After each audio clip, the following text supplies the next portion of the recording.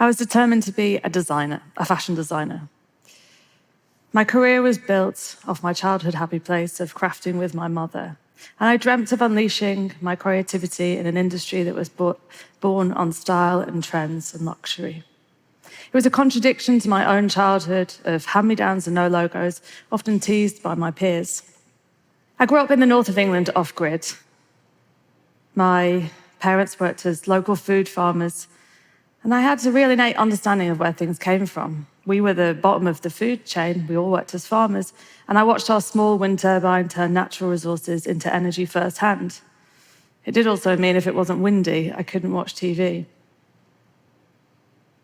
Getting into my dream industry, I'm a very inquisitive person, so I decided to pick away at the seams.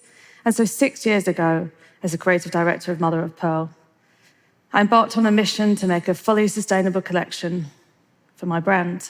I didn't really know what that meant, so I journeyed from field to finished product, emotionally engaging with the people and the planet, picking away the chains, linking them back together. We all get the notion of farm to table, right? We understand where our fresh produce comes from. It's written on the packet, and also from point of harvest to the final product. It kind of looks the same. But what about field to fashion? Fashion is also born of natural resources. Your clothes come from either a worm, an animal, agriculture, forestry, or fossil fuels. Without worms, there is no silk, no sheep, there's no wool. Without agriculture, there's no cotton, no trees, no viscose, and polyester, which is the most widely used fabric of all, because it's cheap. Comes from fossil fuels. It's made of crude oil, which is the same oil that you put into your car, the same fuel you put into your car. When we talk about climate change, we talk about the big stuff. We talk about aviation, travel, shipping, logistics, agriculture, industrialization, plastic pollution, fossil fuels. But this is where your clothes come from, and they are playing their part. Take a polyester dress, for instance. It is both fossil fuel and plastic pollution combined. When it's made, it contributes to climate change in its industrial processing. When it's washed, it releases microplastics into the ocean, into the food chain, into us. When you throw it away, it ends up in landfill. And in landfill, it takes hundreds of years to degrade. It's no different than your plastic packaging. But it does give trashy dressing a whole new meaning. Thank you. Okay, so how did we get here?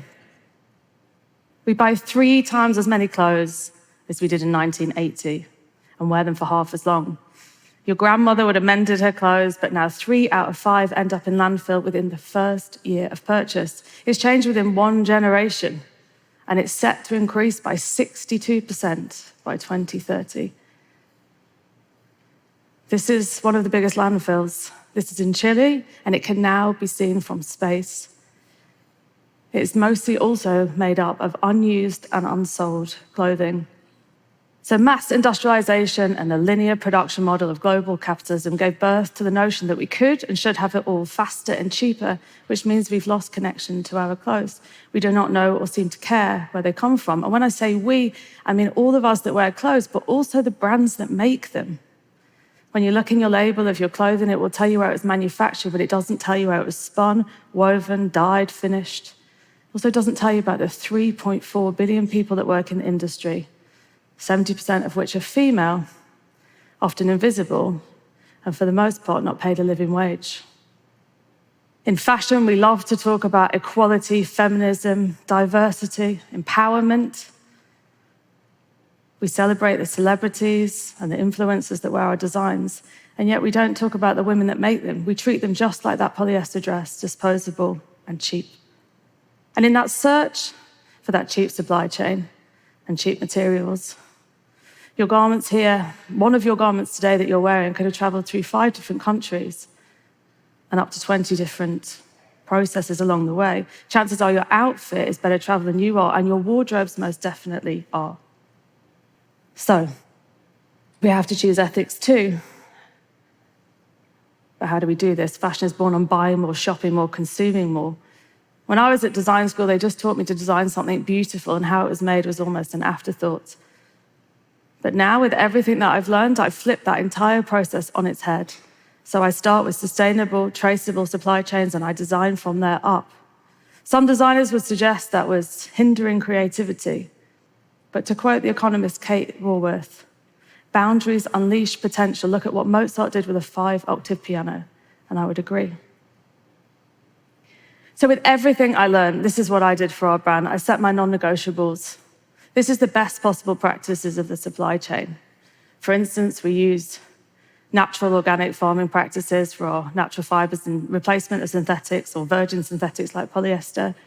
There's many more, but they're just some of the solutions.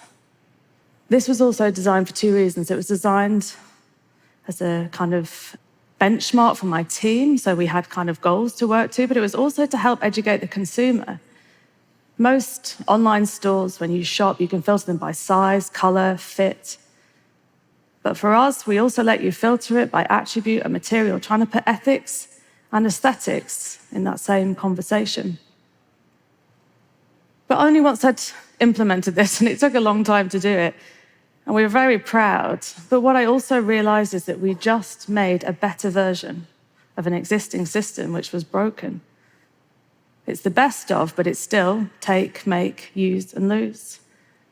And so now I realize we have to add another link to that supply chain and join it all together and create a circular system.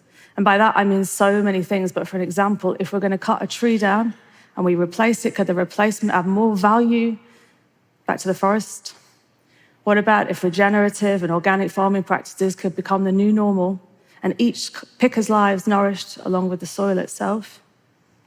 And then new links could be added for every aspect of the business. What if we looked at profit and loss, for instance? What if we turned that into pay it forward? What if we reimagine the concept of success? They say we eat a credit card's worth of plastic every week with the microplastics. And when all is said and done, we won't be able to eat money. For me, the answer is very simple.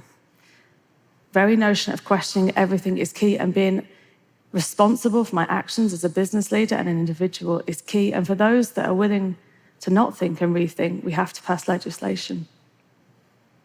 On this journey, I didn't think it was very revolutionary trying to meet my sheep that made my clothes. But it turns out it was. Before I knew it, I was on the news, the subject of a documentary, writing columns for British Vogue, and that gives me a lot of hope. But fashion is still everything you think it's. Trends, fast pace, logos, brands. But to fashion something is to make something, and that was where my passion came from. And what I've learned in this journey is if I'm going to continue to design and fashion clothing, I must also fashion our future. The two things come hand in hand. Yes, there are technical solutions to this problem, to these problems, and I can talk endlessly about them, from biomimicry-based dyes and finishes to regenerative and recycled textiles. And it's important, technology is important. But the other thing I've learned in this journey is that it's only when we reconnect back to the living world and look at it in awe and wonder and the respect that it deserves will true systemic change happen.